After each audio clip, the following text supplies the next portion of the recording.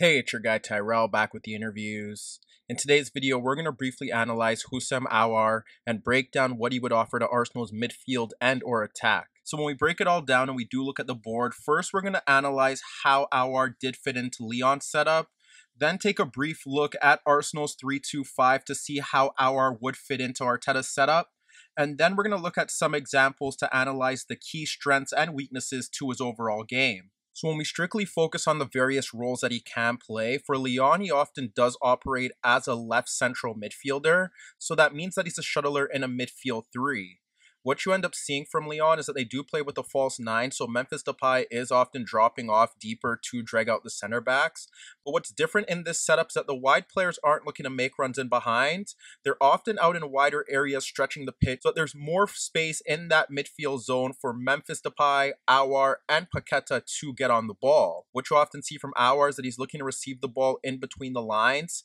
so he's often in that gap between the wide player and the central midfielder. The other alternative that we often see is that he's in an advanced position just ahead of the right back, and that's where you would see the wide player given the freedom to push forward, or if that wide player is tucked in centrally, then that would give the left back the freedom to push forward down that channel. Besides that, the only variations of movement that we witness from Aouar is that he's dropping off deeper into his own half to pick up the ball ahead of the opposing side's midfield bank, or if Memphis Depay is dropping off into that midfield zone, there are times where you will see them swap positions and Aouar will occupy the center backs. What you often see from Aouar in this left central midfield role is that if he does receive the ball between the lines, because of the construct of the attack, he's often sliding out the ball into the wider areas to link play with the left-sided attacker or the left back because his teammates often aren't making runs in behind. Here you could see Aouar dropping off into a pocket of space to receive the ball from his defender. And when that ball is played through the lines,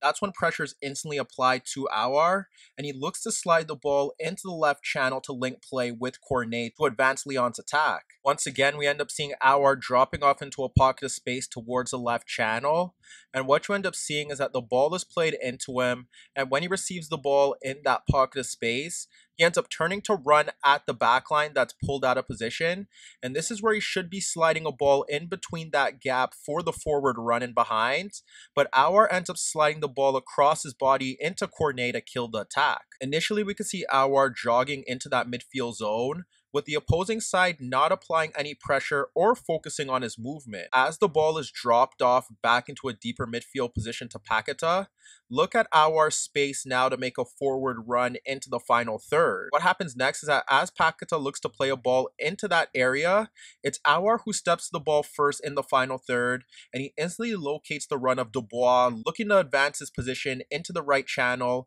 and he instantly plays a first-time ball between two defenders for his right back. What you can often see from Aouar in that zone as well is that if the ball is shifted out into the wider areas, that does force the opposing side's right back or right wing back to be pulled out of position, and that's where he will make forward runs into the left channel, trying to make combinations with those wide players. Another key component to Aouar's game playing from that left central midfield zone is that when he pushes forward into those advanced positions, he is likely to join the attack and make late runs from that midfield zone into the penalty area, and it's from those areas where you do expect him to cause a threat. Now, if we focus on Aouar's movement, once again, it's in between Teze and Schürrle, and that's when you end up seeing France's attack develop, and what ends up happening is that as the ball is carried forward by his teammate, that's where he looks to make a run in between those two defenders as both center backs are occupied. What you end up seeing is that when the ball is delivered in towards the 6-yard area,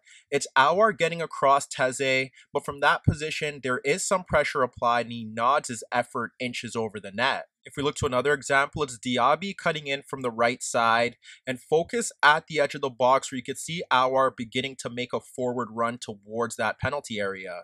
What happens next is that he ends up now making a run across Teze and Schürrle to break into that zone, and Diaby does locate Aouar's movement, and what he ends up doing is that he looks to clip the ball over the center backs for Aouar, who's now making that run towards the 6-yard area. when the ball falls into the path of Aouar. He should be scoring from this position, but it is a tough angle to redirect his body to hit it first time, and he ends up skying it over the net. There have been times where we have seen Aouar playing just in behind Memphis Depay in what looks to be a 4-4-1-1, but frankly, his only real threat from that zone is when Lyon were looking to break in transition, as he's able to carry the ball forward, and similar to like I stated earlier, rather than playing incisive passes in behind, he often reverts to playing balls out into the wider areas and making late runs into the box to try and get onto them, as his teammates deliver low-fizzed balls into the 6-yard zone. As Lyon look to break on the counterattack once again, it's Paqueta receiving the ball in that midfield zone and focus on Aouar's movement in between the lines in the halfway circle. Paqueta ends up bypassing the PSG midfield bank, and from here Aouar simply has to beat his defender or poke the ball into the path of Memphis. What he ends up doing is that he ends up poking the ball across Danilo, and now he could slide the ball into Memphis, who is breaking free on goal, or aim to slide the ball out into the left channel for Akambi. The simple decision is to play in Memphis, but he ends up sliding the ball wide to Akambi, breaking free towards the box. And now Akambi simply has to wrap the ball around the defender for Memphis, but he ends up misplacing his pass and it bypasses Diallo but doesn't get onto the foot of Memphis. The other position that you often see Aouar playing is the left side of a 4-2-3-1. And that does allow him to cut in central with the ball. It allows the fullback just in behind him to push forward to provide the width. And that's where you often see him making those late runs into the box. But for the most part, he's just tucking in narrow, or he's dropping off into a narrow central position to pull out the opposing team's fullback,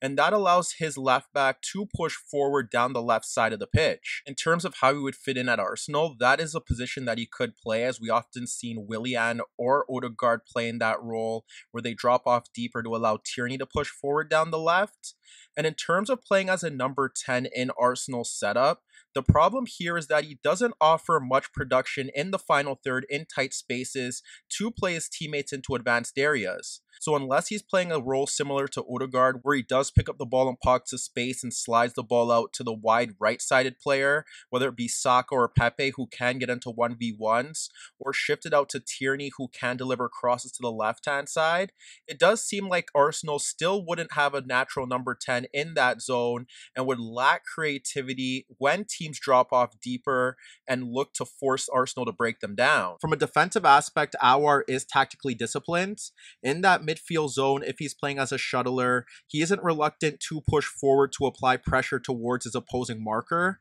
We witnessed that when he would step forward in towards the opposing side's half to close down Camavinga, and then as that shuttler, he does have the task of shifting out to close down the opposing side's fullback if his wide players can't get across because they're stepping forward to close down the center back. At the same time, if the opposing midfielder is dropping off into inside right or inside left position to get on the ball, he's equally persistent to step into that path to close down that passing option or to deny that player an option to play a forward pass. But what we often see from him in that final third is that his two main key components are his link-up play with teammates when he does have the ball in deeper positions and it allows him to run off his markers. What we end up seeing here is Memphis Depay receiving the ball with pressure and his back to goal at the edge of the box, but focus on no one tracking Aouar's movement. As Memphis does well to hold off the pressure, now you can see 4 players drag towards him and a passing lane opening up towards Aouar, who does look to break into the box.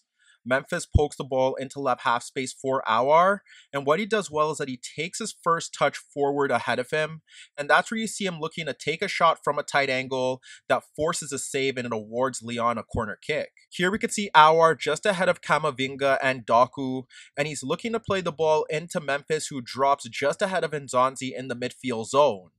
Aouar ends up bypassing both midfielders to play the ball into Memphis, and because Nzonzi doesn't step tight, it allows Memphis to turn towards goal, but focus on how there are 3 players near Aouar and none of them are focused on his movement forward. As Memphis carries the ball forward, what we end up seeing is that now Aouar is able to make a forward run just ahead of the rest of the midfield bank, and because no pressure is applied towards Memphis, he's able to link play with Aouar, who has a running start on Nzonzi. When Memphis pokes the ball into the path of Aouar, it takes out two midfielders, and now Aouar is looking to link play once again with his teammate. What you end up seeing is that he pokes the ball into the path of Kadewere, and he pokes the ball back into the path of Aouar, which once again takes away two players. And from this position, you're expecting Aouar to get a shot on goal, but good pressure from the opposing side center back sees Aouar being brushed off the ball when he reaches the penalty area. Here you can see Paqueta picking up the ball deep in the midfield zone, but focus on the movement of Aouar pushing forward and Memphis dropping off into the midfield area. Paqueta bypasses the midfield bank for Memphis, and he drags out a center back that he does occupy, but focus on Aouar's movement beyond Camavinga. Memphis ends up poking the ball across his marker into the path of Aouar, and he's able to carry the ball across the center back, and now he could either shoot from this position or slide the ball out to Kadewere, who is breaking in towards right half space. Aouar looks to slide the ball towards his teammate, and from that position, he should be pushing the ball into right half space to get a shot on goal, but he hesitates, his first touch is poor, and he allows the left back to force him to sky a shot wide of the net. And his movement around the penalty area that drags defenders out of position to create space for his teammates. In the build-up to a Lyon goal, it's Paqueta carrying the ball towards the penalty area, but focus on Aouar's movement towards the edge of the box, and look at Ikambi just in behind him. Paqueta ends up carrying the ball towards the edge, and he slides it through the penalty area, and this is where you do expect Aouar to take a touch to have a shot on goal. But what he does well here is that he drags the defender with him, and he lets the ball roll beyond him into the path of Ikambi, who's now free in left half space, and from that position he ends up curling a superb effort beyond the keeper to give Lyon the lead. Meanwhile, while Aouar does have a knack of retaining possession in tight spaces, his inability to consistently dribble defenders means that when he does run at them at a slow pace, if the opposing defender does get tight and holds up the play, it allows cover pressure from his teammates to box in Aouar, or they're able to simply brush him off the ball due to his size and frame. Here you can see the ball shifted out to Aouar and he's instantly closed down by Teze. But what Teze does well here is that he allows Aouar to shift into a central position, and that's where he puts his body into the French midfielder, and he's able to brush him off the ball to win possession. If we look to another example, now you see the ball being dropped off towards Aouar in the left channel, and you can see instant pressure being applied in behind him, but that's where you also see two opposing players there, which does make a 3v1. Aouar opts to carry the ball forward, and he drags another defender towards him, and this is where he has two options where he could play a forward pass towards Memphis or square it out to his teammate. However, he doesn't look to play either pass, and he's easily brushed off the ball. Here you can see Aouar receiving a long ball in the left channel just ahead of Teze. And what the defender does well here is that he forces Aouar to carry the ball back towards his own goal by applying pressure from behind. And it gives time for his teammates to shift across. And now you can see a 3v1 being formed. As Aouar does look to hold off the pressure, now another midfielder is able to come across, and that creates a tight 2v1 near the touchline, and it forces Aouar to play a loose pass back into the path of Stengs. So as you can see, Aouar's game is more about his impact in the final third, opposed to his ability to dominate games in that area or the midfield zone. But at this moment, you can make a strong case that due to Arsenal's current options in the attacking third, Aouar's arrival wouldn't tip the scale for Arteta's side.